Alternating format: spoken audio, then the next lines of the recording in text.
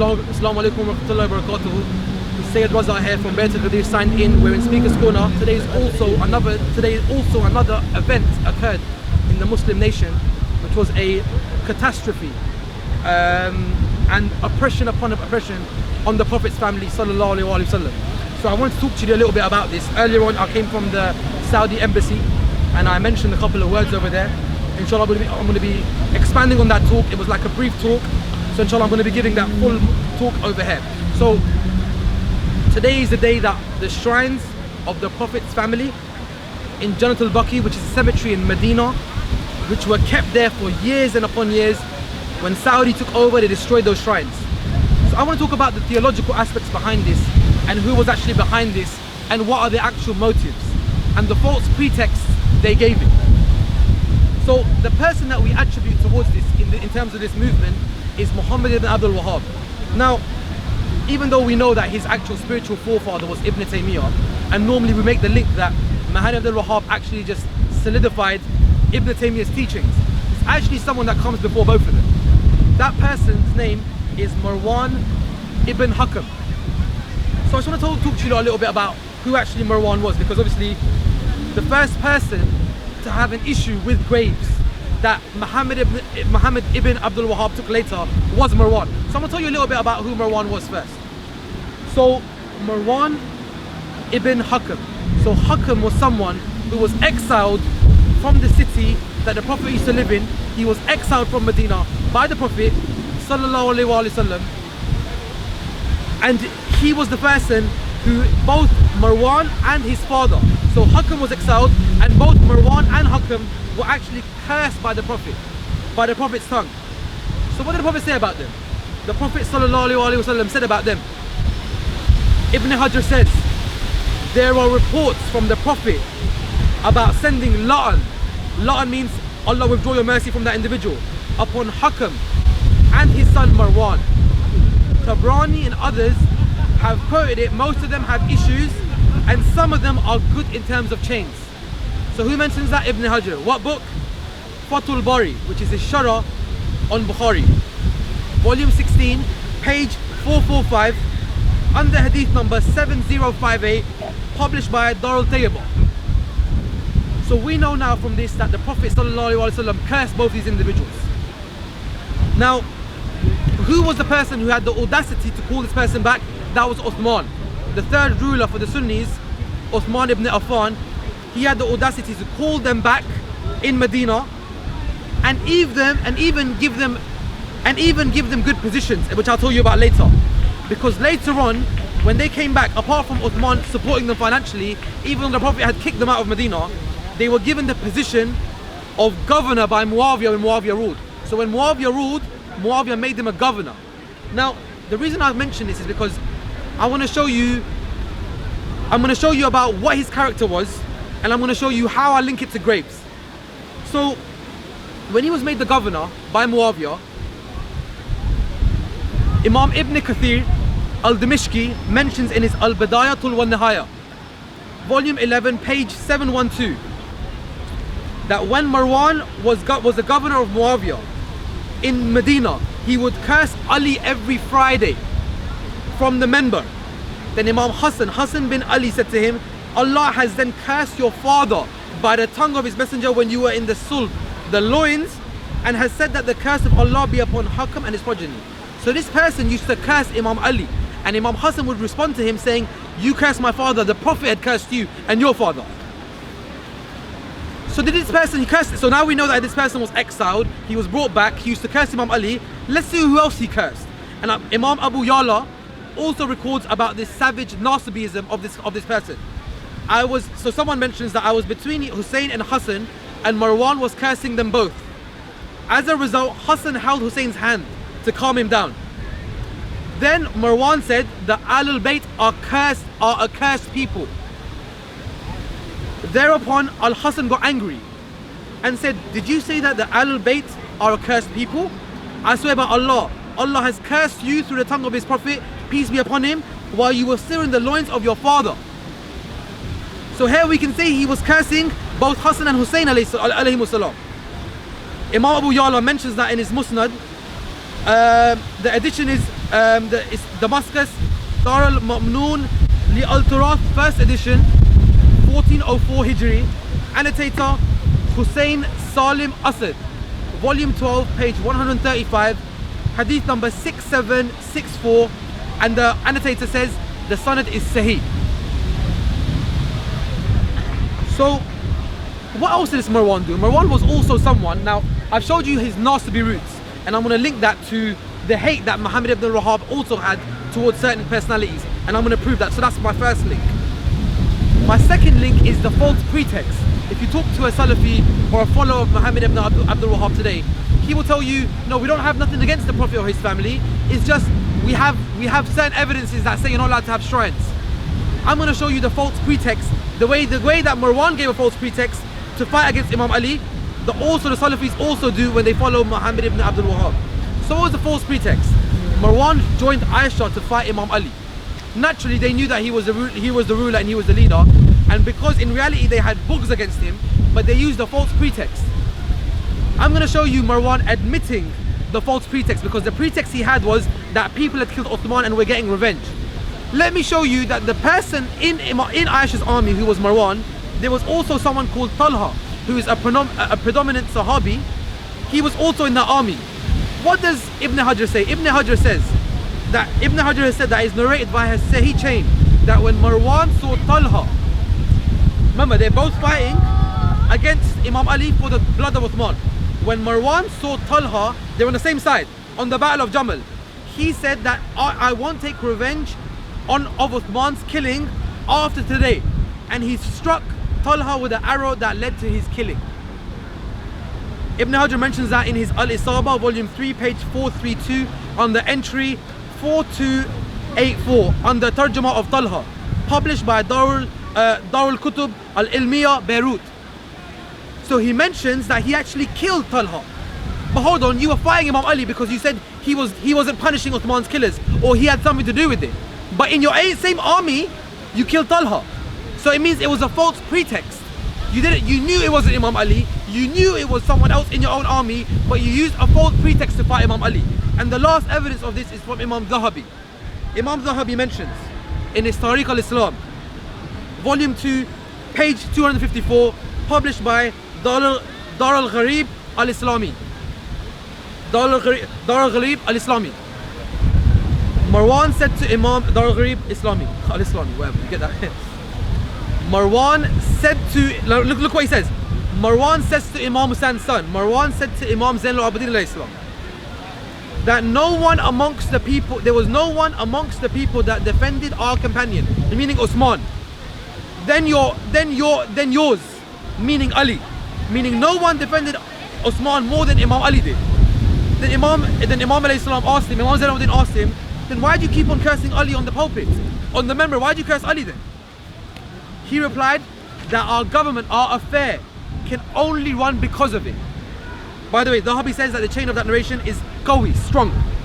So what is he saying? He's admitting that the only reason we curse Ali, we know it's nothing to do with him. We know, like this again, this is a Sunni narrative. Sunni narrative is stating this. This is not my narrative. Sunni narrative is saying that Imam Ali used to protect and back Uthman. But he at the same time admits that we know that, but we have to curse Ali, otherwise we can't run our government. People won't accept us. Because we've made such a lot of propaganda about Imam Ali, if we stop cursing him and tell people the truth, people will know that we're liars. So he used the false pretext. Finally, I want to show you what Sunni ulama have said about this Marwan ibn Hakam. Shah Abdul Aziz, Muhaddith Delvi, he says in his Fatawa Aziziyah, page 250, under the chapter of Caliphate, published by H.M. Saeed Company, Karachi, the love of Ahulbayt is a part of obligation of the faith and not from the traditional necessities. The love of Ahulbayt entails that Marwan should be abused and cursed, especially since he misbehaved with Imam Hussein and his holy household and was inimical to them.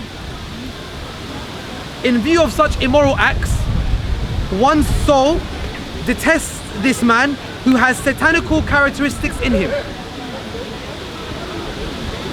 So here we have Shah Abdul Aziz making it clear that this Marwan should be cursed. This was a Sunni stance on him. So you're going to say, okay, I've told you about Marwan. How does this link towards Muhammad Abdul Wahhab? Let me show you.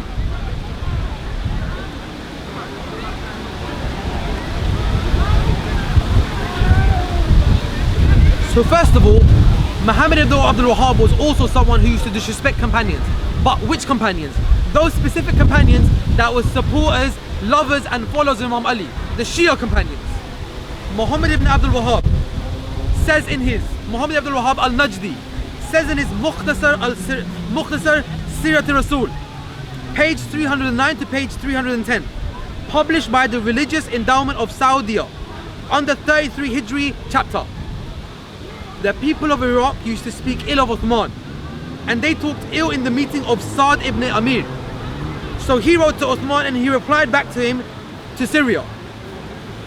When they reached Muawiya in Syria, he met them nicely, greeted them, honored them and advised them. One of them abused in reply and then rebelled because of, these are the words, sin, ignorance and evil. So those people rebelled because of sin, ignorance and evil. So Muawiya didn't allow them to remain in Syria. So who were these 10 people? Those 10 people were Kumail ibn Ziyad, Malik ibn Yazid, Al-Qama bin Qais al-Nakhi, Thabit bin Zayd al-Nakhi, Urwa bin Jaid, Amr bin Hamak al-Khuzai, and it continues. But the point that I want to show you here, the names continue, but I won't tell you all the names because it's not relevant. Amr bin Hamak al-Khuzai was a Sahabi Rasul. Check Imam Ibn Abdul Bar's al-Istiyab, Imam Ibn Hajar al-Asqalani's al-Isaba. Both of these scholars, Imam Ibn Hajar al-Asqalani in his al-Isaba, he mentions this, that this person was a Sahabi. So what do we have? We have this person, Muhammad ibn Abdul Wahhab al-Najdi, abusing a companion. Why? Because he was a lover and supporter of Imam Ali. Again, the way Marwan used to abuse the family, here you have Muhammad Abdul Wahhab abusing. Now, someone's going to say, yeah, but what does Muhammad Abdul Wahhab had something against the graves?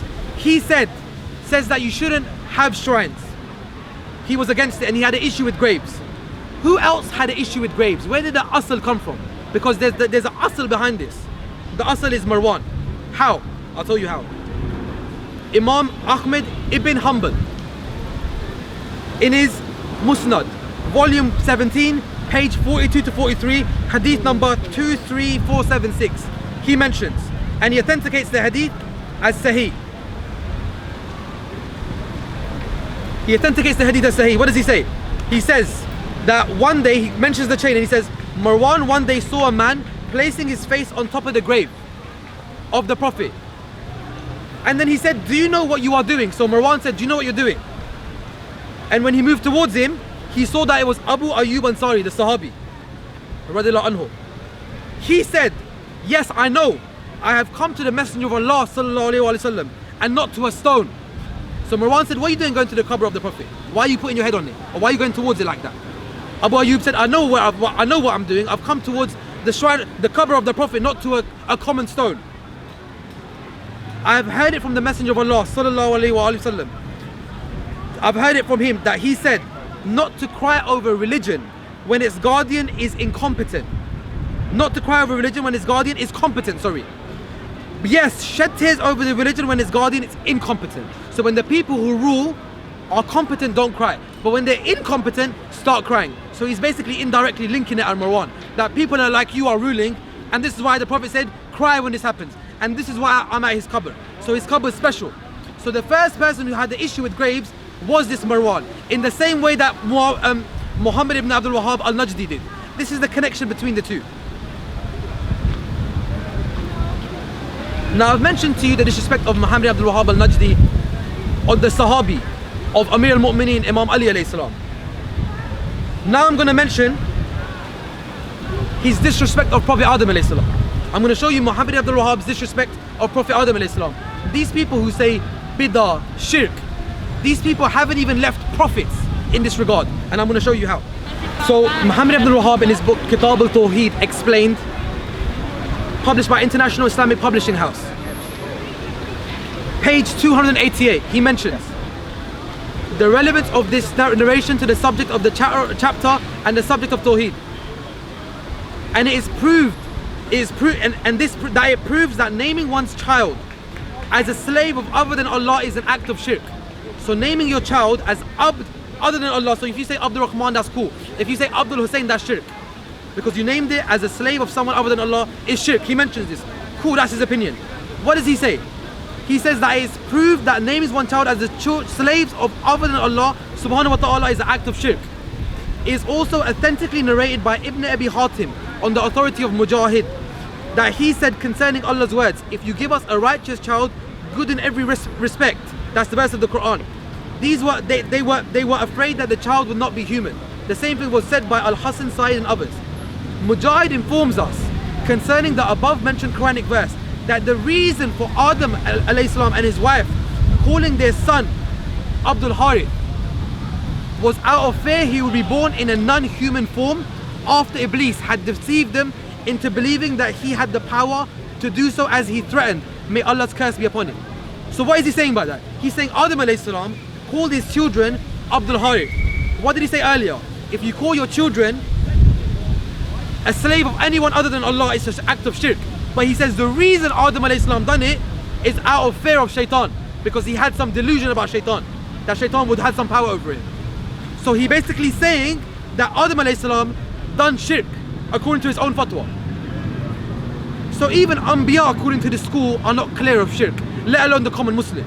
The famous incident about that the Orientalists used against our Prophet sallallahu alaihi wasallam is the incident of satanic verses, where they say that shaitan inspired the Prophet, where he was reciting some verses and shaitan inspired him to say certain things that were wrong, which praised the idols in a sense. Orientalists, non-Muslims have quoted this extensively against our Prophet. Muhammad ibn Abdul Wahhab al-Najdi has quoted in his book on Sirah, Mukhtasar Sirat al-Rasul, page 35, published by the Saudi Religious Endowment. He accepts this, he quotes this and basically continues. Naturally, for anyone to quote something like this, keep in mind this book was a Mukhtasar. So he's quoted this book as a Sirah of the Prophet, quoted it and basically accepted it. Because if anyone wanted to refute this, they would have quoted it and refuted it. He quoted it and continued as it was a normal thing for him. So he basically accepted the satanic verses narrative for our Prophet, astaghfirullah, which basically indicates that the Prophet was perceived or inspired by the shaitan. Na'udhu billah. Muhammad ibn al-Wahhab mentions this in his book, which I've mentioned already. Now, the same way I quoted what Sunni scholars say about Marwan, what did Sunni scholars say about this Ibn Wahhab al-Najdi, Imam Ibn Abadin al-Shami, who's the famous Hanafi jurist. His book is known famously as Al-Fatawa al-Shami, Fatawa Shami in the Indian subcontinent. His book's name is Al-Rad al-Mukhtar. He mentions, listen to this, he's the famous Mufti, Sunni scholar of the Ottomans. What does he say? His words, who consider the companions of, and he mentions this on volume 6, page 413, published by Darul Kutub al-Ilmiya, Beirut. He mentions his words and those and who consider the companions of our Prophet, may Allah give him peace and blessings, to be disbelievers are not a condition for someone to be a Khariji, but rather are a mere clarification of what those who revolted against Ali, Allah Most High be pleased with him, in fact did. Otherwise it is enough to be convinced of the unbelief of those they fought against, as happened in our own times with the followers of Ibn Abdul Wahhab, who came out of the Najd in revolt and took over the sanctuaries of Makkah and Medina. Remember, these people revolted and took over by power against the Ottomans. They talk about not rebelling against Muslim rulers, but they rebelled against the Ottomans themselves. They followed the Hanbali madhab, but believed that they were the Muslims, and that those who believed differently than they did were mushrikeen, polytheists. On this basis, they held it lawful to kill Sunni Muslims and their religious scholars until Allah the Most High dispelled their forces and the armies of the Muslims attacked their strongholds and they subdued them in 1233 after Hijri, so 1888 CE.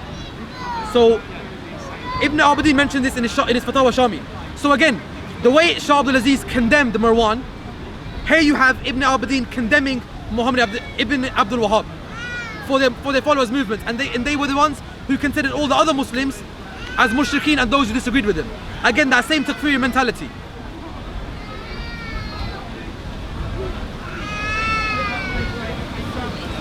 Now, what is the khulasa of this? What is the implication of all of this? Where do you go from here? I've showed you similarities.